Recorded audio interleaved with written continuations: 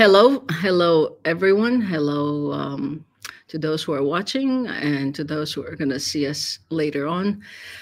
This is my immense pleasure to introduce Ramaz Bluashvili, a very good friend of mine, Georgian that has done incredible things, knows incredibly a lot about U.S. Georgia relations, U.S. Georgia cultural, technological ties, you name it. So, Ramaz is a filmmaker and a researcher in Georgia. He's working on a movie that will be released. He will tell us about it, so I'm not getting ahead of him. Hello.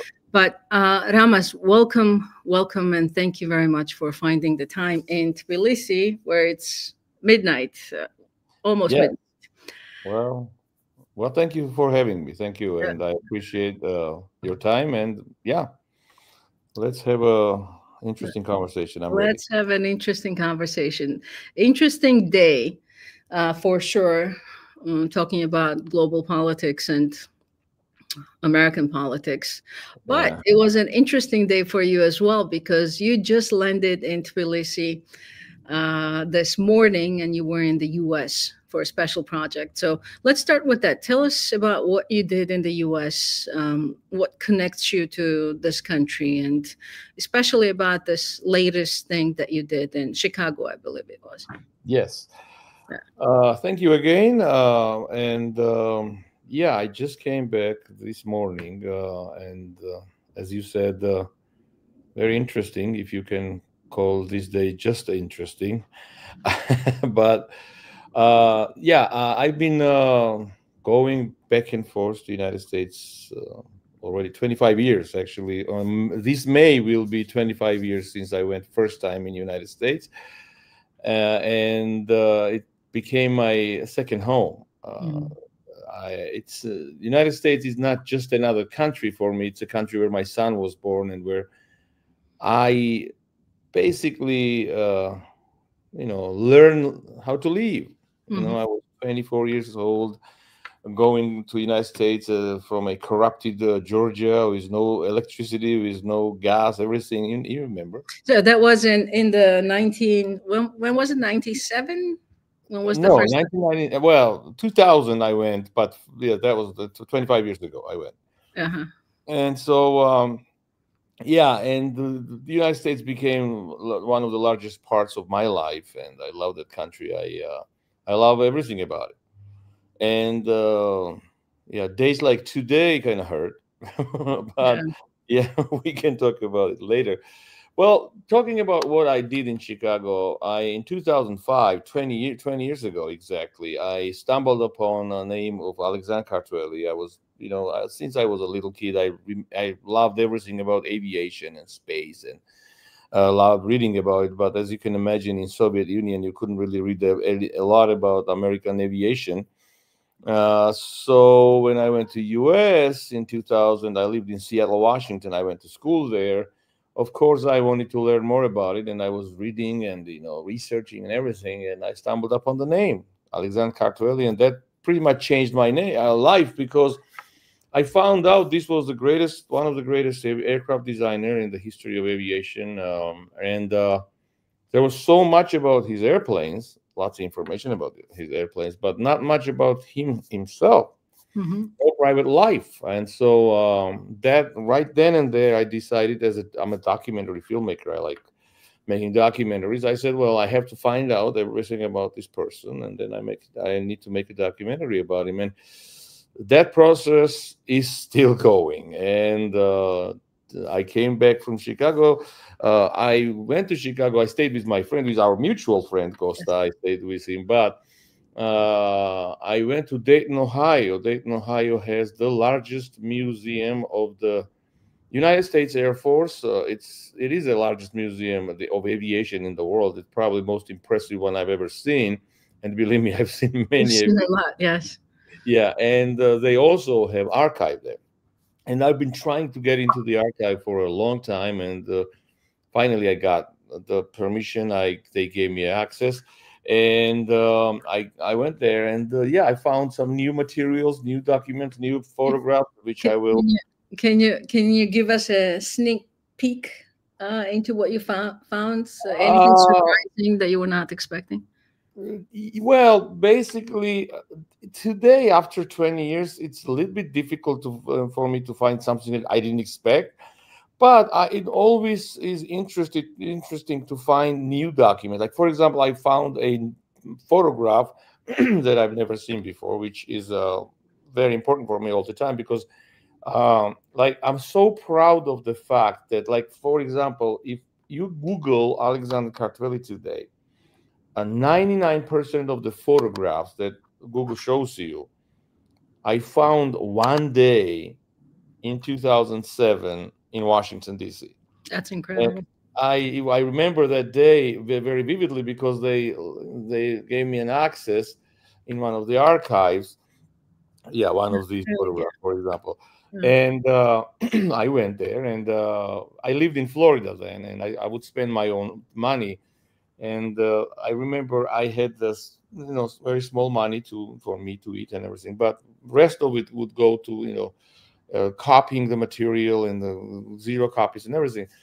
And so I had a small suitcase full of materials. Yeah. And I remember I was so happy. I was copying everything. I spent all the money I had. And when I came out, I didn't have money for the subway. So I literally had to walk 7 kilometers because it was, I don't remember exactly where it was, but it was the end of one of the lines in Washington, D.C. So I had to walk 7 kilometers to my hotel. But it didn't matter because I was so happy. And so all these photographs that you're showing right now are from that archive taken by me that one day. That's incredible. Um, so let's to kind of clarify some of the details of you and I know everything, or most everything about Kartvelishvili. I know some things, and the viewers may not know everything that we're referring to. So, tell us who he was, and tell us about the airplanes that he designed. And the biggest question, I guess, or point I'd like us to make here is, what was his role in developing American aviation overall? Because to me, Kartveli, which by the way, in Georgian, if you translate the word Kartveli, it means Georgian. His last name was Kartvelishvili, which is a child of a Georgian, if it were to be some sort of like English or British or I don't know, other Latin-based names. Right. So Alexander Kartvelishvili, same as Kartveli, came to the U.S. and tell us the story, and then what happened and what was his role in U.S. aviation. Yes. Well, he left Georgia in 1919. As then government of independent Georgia. Georgia was independent for 3 years, from 18 to 21, Mhm. 4 years almost. And then it was, as we know, occupied and annexed by Soviet army, dragged into a Soviet Union. But yeah, he was sent to Paris to study aviation engineering. He was a very smart person and young man, and he wanted to learn it. And he went to Paris with his mother in 1919. He uh, graduated from the school in 22. And then, as you know, as I just mentioned, in 21, Georgia was annexed and dragged into Soviet Union. So he decided not to go back to Georgia. He stayed in Paris. He again graduated from. He went to the back to the university and finished another degree in electronic engineering. So that's why his planes, like, he would work on fuselage and also inside making all the electronics. That's why he called his all the aircraft. He called his children. Yeah. And in 1927, he comes to the United States. Very famous person. His name was Charles Levine. He made a lot of money in garbage business. Every time I tell the children when I do the lecture, he made millions in garbage business. Children like with wide eyes. What do you mean garbage business? What a business is that? And then I explain. But he was aviation enthusiast. He was dreaming to, build an airplane, which the passenger airplane that would fly nonstop from New York to Paris. It was a big, ambitious idea then in 27. 27 is actually the very important year in aviation, because that's the year where Charles Lindbergh made his first solo flight from transatlantic flight. And so Levin went to Paris. He found the young Kartveli there. Kartveli, not let alone, he actually had already drawings for this kind of aircraft. So he said, you know what, you should come to the United States.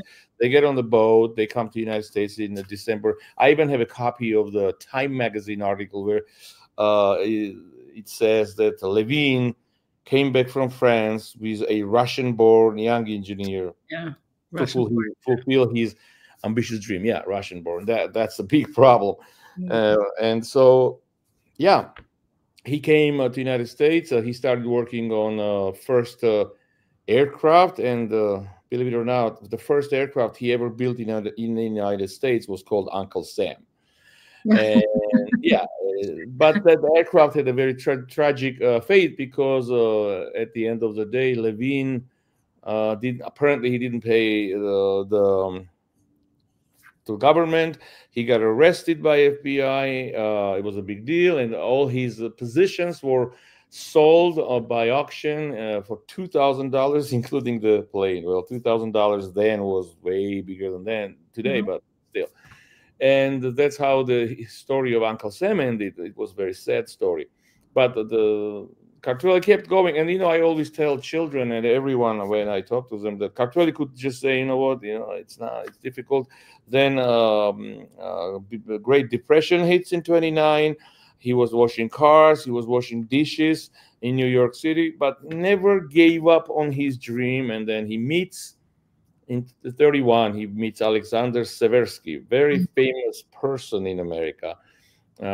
He was good friends with actually with Walt Disney and President Truman and everything. But he meets Alexander Seversky. These two guys never met here in Georgia, because they were both born here in Georgia. And they start Seversky Aircraft Corporation in 1931. And Seversky and Kartveli very much resemble story of Steve Jobs and Steve Wozniak, because Seversky was a visionary, the salesperson. So I read Kartveli's interview. He says sometimes he would sell an aircraft that we never even thought about. So Kartveli would leave the meeting in the middle to start working on the aircraft that Seversky just sold. And the reason I'm comparing them to two Steves is in 1939, Seversky was fired from his own company, just like Steve Jobs. And Kartveli stayed in Republic Aviation, and he worked there as a vice president and the chief engineer entire his life. And as I said, and going back to your question, he was a pivotal in developing the aviation. He was a pivotal in developing the United States Air Force. And like Seversky and Kartveli in their plane, P-35, it was the first plane they designed together, P-35. It was the first military aircraft that had a retractable landing gear. All metal aircraft. Very famous, yeah. Yeah, and so that actually participated in Pearl Harbor, and it was a historic aircraft. And then we go to P-47, F-84, F-105, and he even had a role as a special designer during the design process of A-10th Warthog, which is still in service. Which is incredible, and that's it is an unbelievable machine, and pilots really love it. And that's why the reason Kartveli participated in it. The actual name of the aircraft is A-10. Actually, well, the whole name is Fairchild Republic A-10 Thunderbolt II. Yeah.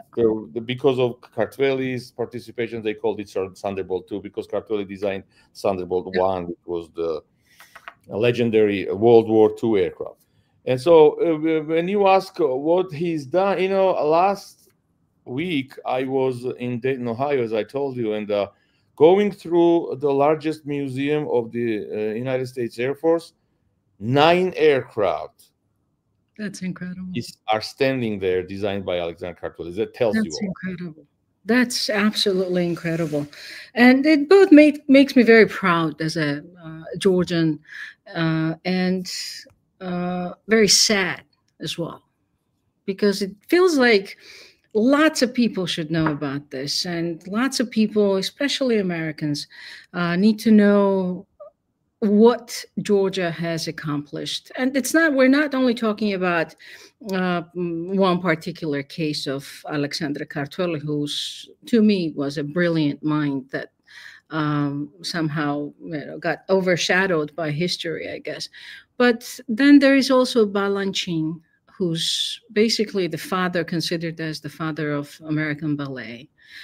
There's Kobe, who was one of the first people who ever designed the glass for the skyscrapers and had this very successful glass company, including production of the Christmas decorations.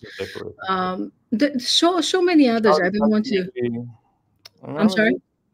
Shalikashvili, General Of course, Shalikashvili. General Shalikashvili. So there are all this. We have all these treasures, and what makes me, and I'm repeating myself, but I'm very proud that I come from this very rich background. But at the same time, I'm very sad that somehow we as the diaspora, or we as the Georgians, were not able to really highlight all these connections that Georgia, a small country somewhere in the middle of nowhere from the American perspective. Yes, I hear you. And exactly, that's my feeling all the time, because, as you know, I always try to find something new about Georgians and Kartveli. Well, I can tell you right now, I mentioned Seversky. Seversky is not, there's no name Seversky. It doesn't exist. Seversky is a stage name. Seversky was a stage name here in Georgian opera. It was Nikolai Seversky. His real name is Gedevanishvili. Alexander Seversky was Gedevanishvili. We're talking about the second Georgian who was incredibly influential in American history. And my biggest goal has always been to tell American people that all these aircraft that I just mentioned are not designed by Russian. They're designed by Georgian. And they still think like that, because all the magazines, I have countless articles and magazines about Kartveli, and 99.9% of them talk about genius Russian designer who creates white hope for American army and things like that. Yeah, let me, sorry to interrupt you, but let me ask you this. What do you make of it? After so many years, your work is not insignificant by any means. I've seen all kinds of different media outreach that you've done. Other people have done it as well. And we still somehow, well, I understand you cannot change the archives, and what's in archives is going to stay in archives, but there is no visible movement to actually say that these people were Georgians, not Russians or Soviets or Poles. Actually, yes. And well, Richard Rubin. Richard Rubin is a friend of mine, your friend. And when I told Richard Rubin in 2012 we met, I can't believe it's been 13 years. Wow. When I told the story, how I was looking for, and I told the Alexander Kartveli story to him, he got fascinated. And he said, listen, let me help you. Let me help you to promote his name.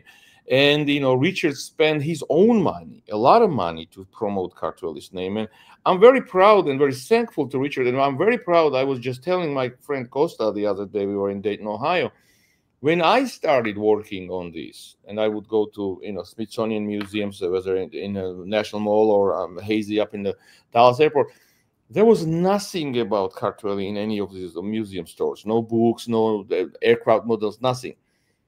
After all these years, what Richard and I we've done, and our friends who are the sponsors of the Alexander Kartveli Association, today you can go to the museums. I guarantee you there will be at least a model of P-47 everywhere. There's going to be lots of books, not on Kartveli, but most of the books will mention his name and things like that. I am very proud that because of me, in Long Island, there's a Cradle of Aviation Museum, which is an unbelievable museum. They created a special corner in that museum dedicated to Republic Aviation and Alexander Kartveli. Josh Stoff, who is the head of the museum. He's a great person, great friend. He helped a lot during this. So what I'm doing is, what I'm saying is, yes, it's possible to change something, Hmm. but here is the problem. Uh, Someone like me, just a simple citizen, Ramaz Bluashvili, can do so much. Yep. Then the country has to get involved. I've never seen any prime minister or president of Georgia talking about Alexander Kartveli while visiting Washington. Have you? No. Even though they know, I told them everything. They know. No, they don't talk. The only one, actually, I can't not mention, only a Georgian politician who asked me to take him to Alexander Kartveli's grave was Irakli Alasania. And I Yeah. thank him for him. He really helped to And popularize he's that. no longer in Georgian politics. So No, he's not. But exactly. But again, I told many prime ministers, it's funny we have many, but yeah, we do. Many prime ministers, presidents, go. He's buried 40 minutes away from Manhattan. When you go to UN assembly or whatever, just go and pay, yeah. respect. Tell American friends of yours about Alexander Kartveli because they can change it. Georgian ambassadors can change it.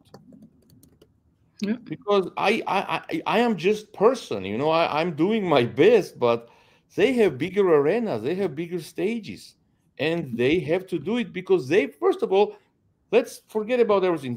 They have to be proud of this person, right? Yeah.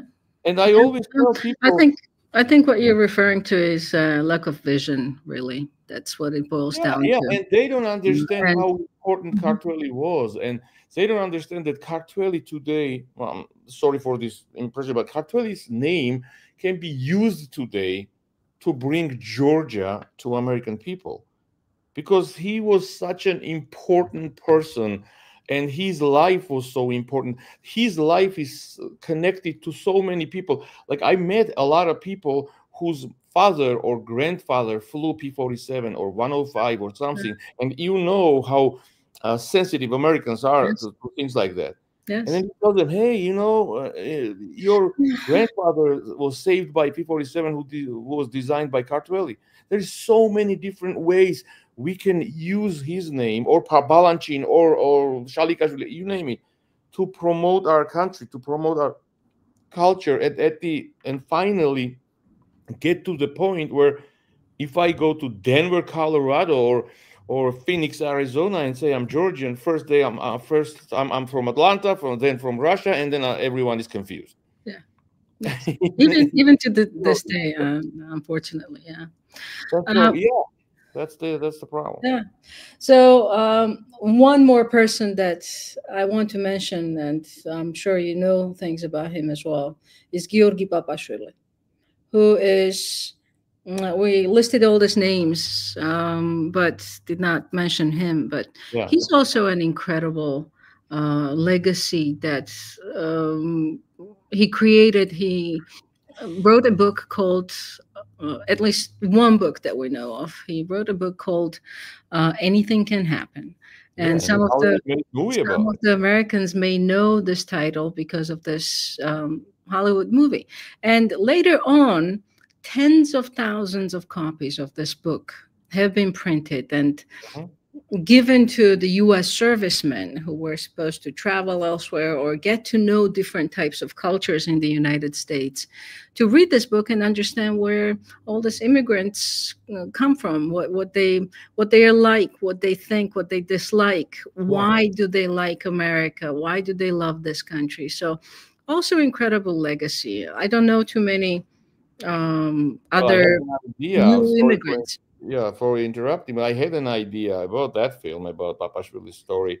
To government could organize a screening of that film in Hollywood, invite a lot of important people, and represent Papashvili Yeah, yeah, to them and tell them who he was, where all this come from, and kind of represent Georgia.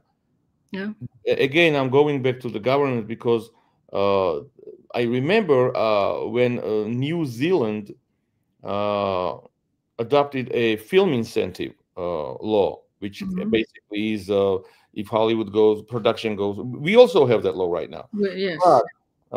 What New Zealand did, Prime Minister of New Zealand went to Hollywood, went to studio by studio, and himself introduced them to the law. Yeah. This is how it's done, Yes. and not sending some people from the ministries just to have fun and drinks in LA and come back. This is what happened here. Sorry, Yeah. but this I know what happened. And so again, I'm going back to we should work together. Yes, someone like me can dig all the stories up, and we can talk, and I can talk to my friends and everything. But there is something else that needs the government, the Georgian state should then take what I've done and use it for the good of the country, for the future of the country. Yeah. Maybe that's a good thing to know, that there are certain things that, you know, maybe government is incapable of doing, or has no vision, as I said earlier, or has no desire or no time to work on I some like of the those things. desire version. I like that. Yeah. So now, is there anything you want to say about Kartveli and anything else that you're doing regarding Kartveli's legacy? And then I want Well, to move to the new documentary that you're creating and ask you, like, why are you doing that? well, the 2 years ago, Zviat, Yes. our friend, and I, we were speaking, and I was telling him all the story about, all this adventures I had while researching Kartveli and Hmm. everything. And Riyad said, "Well, you should make a documentary about it." I said, "Well, no, no, let's make a documentary about it together." And so we went to we retraced all the steps I took while researching Kartveli together with Riyad. So Yeah. and I'm in editing process right now, and we'll present a documentary very soon. But it's basically story about story. Hmm. I never wanted to just talk about Kartveli because there's so much interesting, all the adventures, all the people who helped me in this process. So basically, I made a story about story together with Ziyad. So I'm telling Ziyad how I was looking for Kartveli, where did I go when we go there, and we meet all these people, and through all these adventures and happy story, we also tell the story of Alexander Kartveli. Yeah. Yeah. Well, that's And amazing. this is And what we did. you are a great storyteller. I wish we had more time for you to tell us jokes, but let's not get into that. Yeah, we love those. We can do um, one for just jokes. World really needs jokes today. we do need to, yeah, especially today. Yes, Ramaz, you're working on a different movie as well, Yeah. which emotionally I'm very connected to it, and I wish you the best of luck, and hopefully you will be able to generate or produce it soon. So tell us about that one, and tell us why you decided to actually work on that. That is, yes, we'll finish it very soon. Um, it's been, I always, Eftim is someone who every Georgian is proud of. Yeah. Okay. Everyone knows who, but for the audience who doesn't know who Eptime was, I will very shortly say that in 21, when Georgia was occupied by the Soviet army, then the government of independent Georgia entrusted Eptime with an unbelievable task to take all the treasures of Georgia away from the country to make sure the Russians didn't steal everything. And To preserve the cultural heritage, yeah, basically. of course, everything Yeah. basically. Yeah. And Yeah. so he took it to France, and he was protecting everything for 25 years through the hell, millions of problems, even from Nazis. It's a true story. And he had a wife. Her name was Nino, and Nino died in 1931 in Paris from an infection, and they didn't have money for the Mm. medicine to save her, even though Akrima was basically sitting on billions of dollars. That's the person he was. But everyone knows the story of Akrima Tagaishvili. There was a movie made recently about his story, and everyone knows he brought back all these treasures safe back to Georgia in 1945. And that's where the conversation ended all the time. Mm-hmm.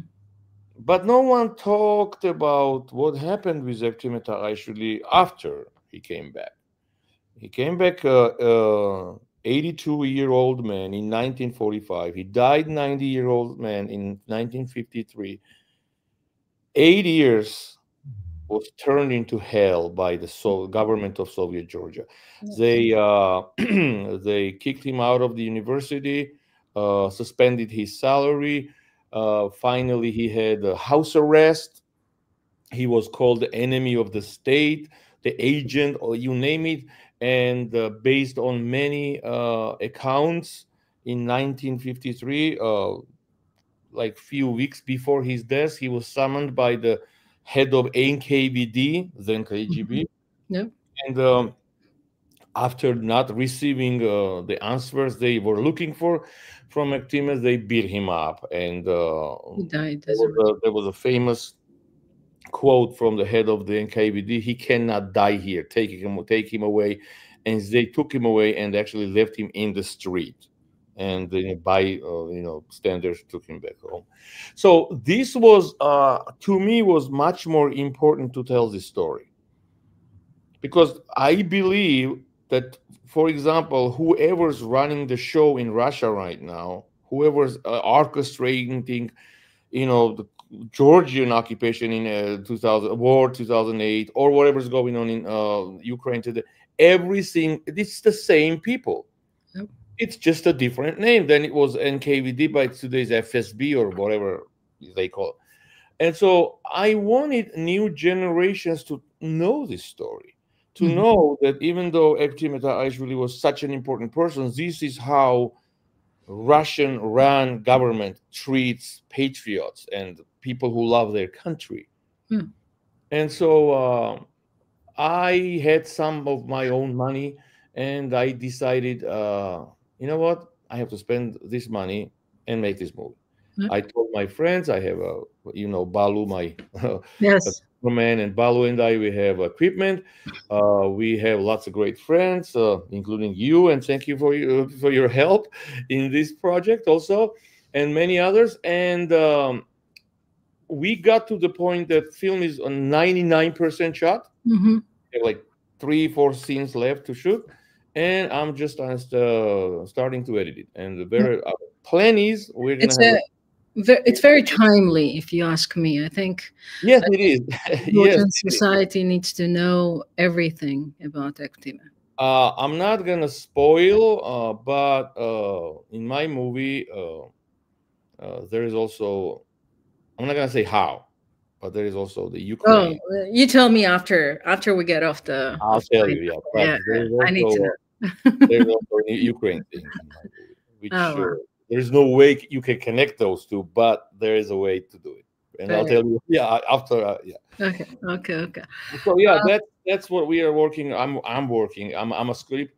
It's my script. I'm a script writer. I'm a producer. I'm a director, and so I'm also creating the music to it. So I'm kind of like One man band, huh? yeah, like Charlie Chaplin. Yeah. He was doing like that. I'm not comparing myself to Charlie Chaplin. He was the greatest. Yeah. Well, good luck with that. I just wanted for you to mention that as well, because I think it's a brilliant, great project that you're working on. Thank you. But one other thing that to bring the conversation back to the U.S.-Georgia relations, lots of people already know about Chakrolo and space, and how this Georgian song, along with other sounds from the earth, are traveling somewhere out there, and will travel probably well beyond the time Earth no longer exists, right? That's my understanding, at least. Yeah. So tell us about that. Tell us about what the golden disc is, what's Chakrolo, and what's your role in sort of telling the world about it. I'll start it with a joke. You just mentioned I was on the radio a few years ago. It was a live radio interview, and then people would call and everything. And I tell this story that John Cassani, who was the head of the Voyager project, he's 90 3 now. He's a good friend of mine. John told me once that Ramaz, after 4 billion years, sun will go away. Everything is go away. No Earth, nothing will be same, but Voyager will still go. And so I say that in 4 million years, sun will die, and the person who runs the show she goes, oh my God, really? I'm like, oh, don't worry, you got some time. You can go Yeah, home. we have some time. Yeah. He got really nervous. Yes, Chakarulo is a huge part of my life because in 1977, NASA sent 2 Voyagers, Voyager 1, Voyager 2, and the idea was to explore the solar system. And the legendary Carl Sagan, who I love and everyone should love, and I encourage everyone to listen to his speech. It's called Pale Blue Dot. Mm-hmm. Go online and listen to that speech. It will change your vision to everything. It's unbelievable speech, my favorite. And so Carl Sagan and his wife Andrew Ann, who is a good friend of mine today, I'm so proud about it. They came up with an idea to create Golden Record. Golden Record is it includes the sounds and pictures from the Earth, and also 27 musical examples. I always say, everyone's like, why 27? Because that was the only capacity of the disc. Yeah. They didn't have flash drives then. Yeah, we're talking about 1977. Right. And so it was a golden record, and they had to find the 27 musical examples from all around the world without having computer and Google. So imagine the task. And so legendary folklorist, his name was Alan Lomax, suggested Chakarulo because Alan Lomax knew how important Georgian folk song singing was, and she suggested Chakarulo. And they loved Chakarulo so much, they said, yeah, we got one. Like, Chakarulo didn't have to go through any competition. They said, like, they listened to it, it's incredible, we have it. And in 3 days, this is a true story, Andrew Ann told me, Carl Sagan's wife, told me in the interviews that Moscow, not Moscow, but the Embassy of USSR in Washington calls NASA. They said, hey, we found out you're sending Chakarulo to space. Like, no one knows how they found out it, but we're so used to that. Like, yeah, okay, fine. And they said, well, we think we'll decide what you send from our country, because Soviet Union was one country. And they even nominated a song called Moscow Nights in Russian, Podmoskovny Vechera. We know what that song is. We know it's a nice song, don't get me wrong. It's okay. It's not a polyphony like the Chakarulo. No, it's not nowhere even close to Chakarulo. And so they made it political. They translated text to Chakarulo, and they said this is about the war and it's fighting, and you have such a peaceful project. So at the end of the day, this little song Chakarulo was, left alone against the entire Soviet regime without Georgians even knowing anything about it. Yeah. And so, NASA's a government organization. Someone actually probably said that, hey, let's not start World War III because of this song. And at the end, Carl Sagan said, you know what? I'm going to tell American people NASA's been dictated by Moscow what to do. And this is how... That's the America I love. And I think exactly. That's America what I love. And, in a true America that you and I love, Chakarulo goes to space. Yes. And that right there. I always say that Chakarulo defeated Soviet Union because he was in America. He was in a democratic, free America where bullies didn't really work. Yeah. Yeah. And so that's the story. And my connection to it is my father, who is sitting right behind me. His voice is on that record.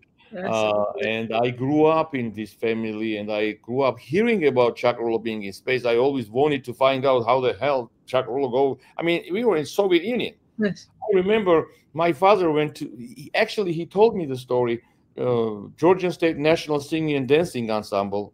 Today, that ensemble is called Eresioni. They went to America in September 1977, 10 days after Chakarulo went to space.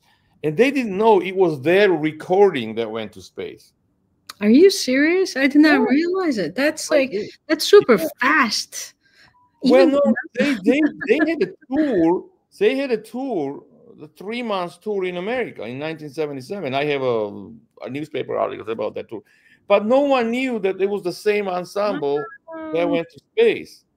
They came back without knowing anything about it, and then there was lots of different. So I always wanted to find out how in 1977, during this crazy Soviet era, Georgian song ended up on that record. And I'm very proud that I am the person who told Georgian people the true story. yeah, I that's did. incredible. Actually, you were the one who did an interview with me about that from Los Angeles. Yeah, it's many years ago, many Yeah, years. 2016, by the way. Oh, I'm glad it was not 25 years ago because that would Right. age me together with you. Yeah, I know, right?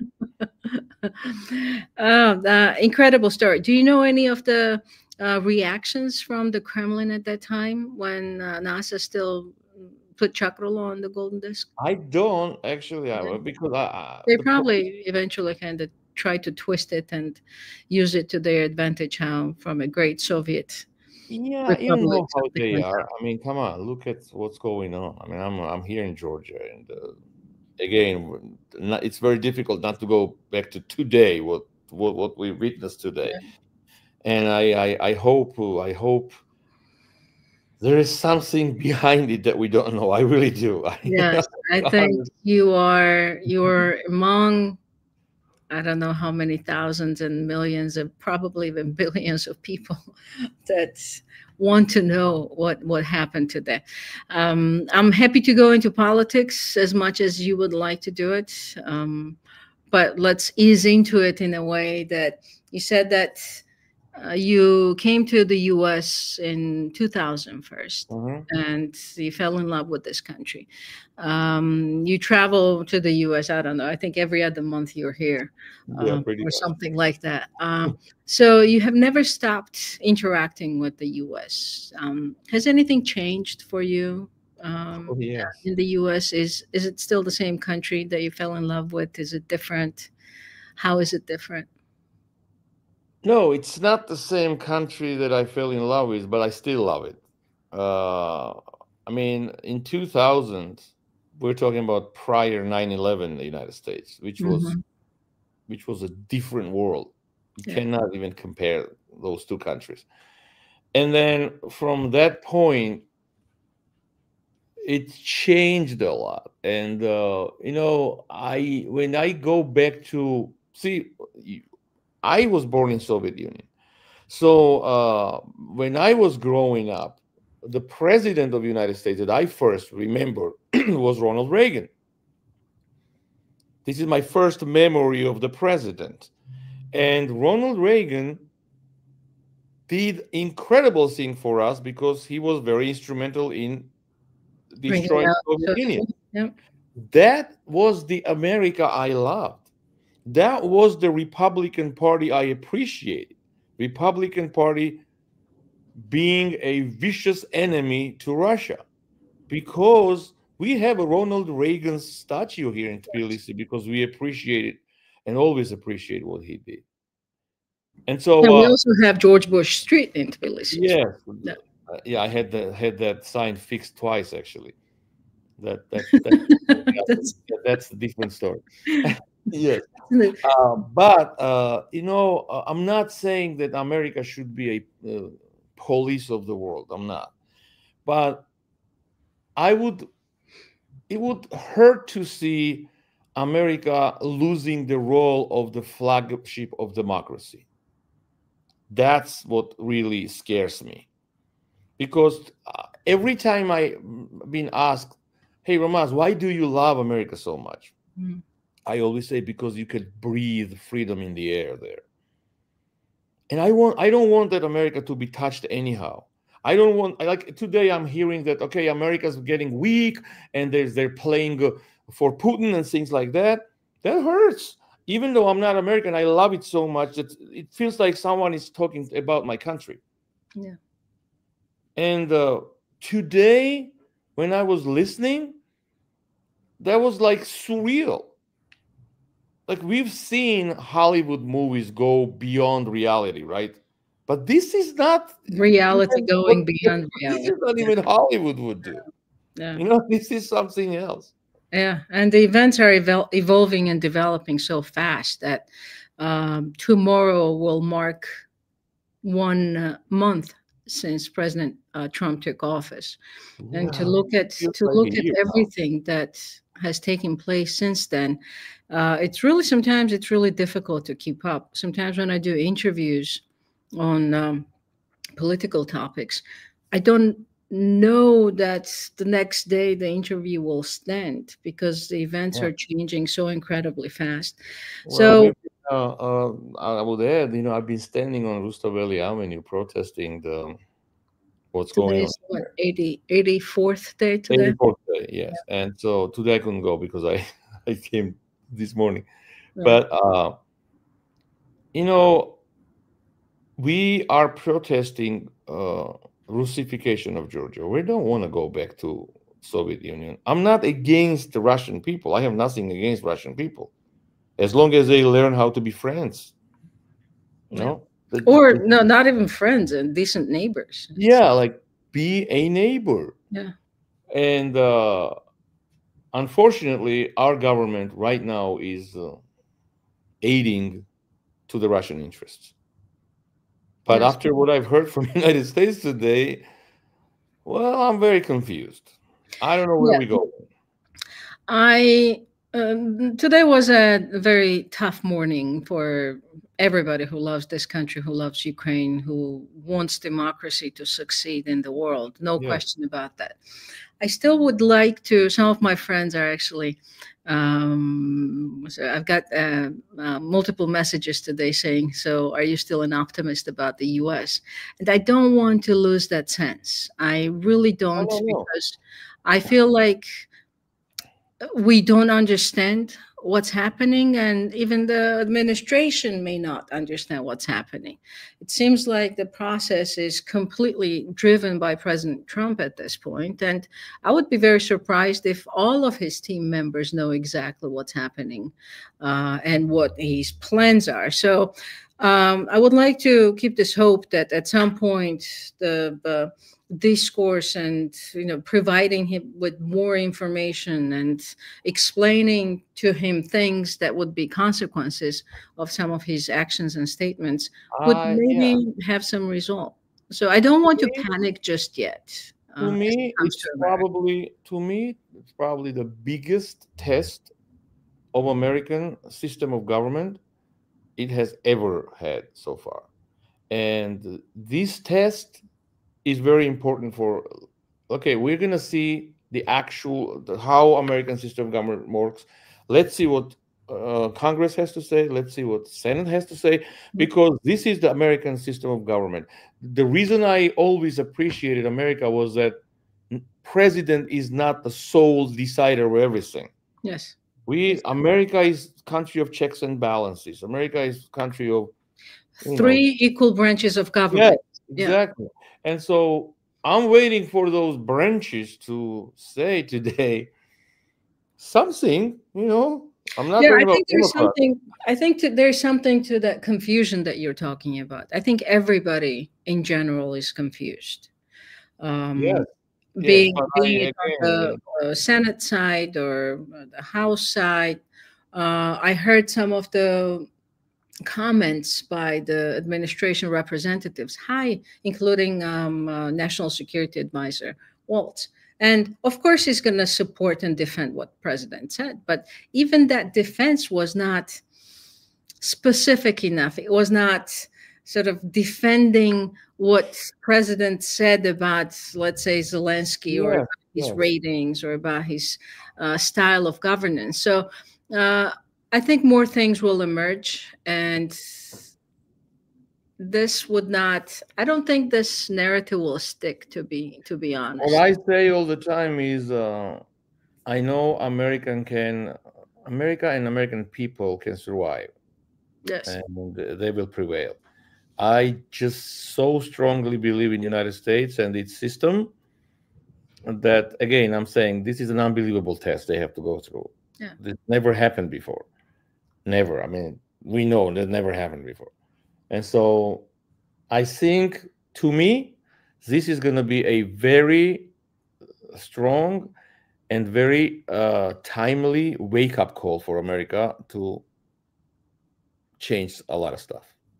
Yeah, too, for They will America do and that. for Europe as well. I don't think we should just keep America at the heart of it. Well, we're talking about America right now, but yeah, Europe has to wake up for a long time now. I mean, They've been asleep for a long they time. are like the way they were in 14th century. But today, I think, was a big. There were so many headlines today that Trump wants to shock Europe into waking up, and this was a wake up call for Well, Europe. certainly he did Get ready. that. I hope that's the idea.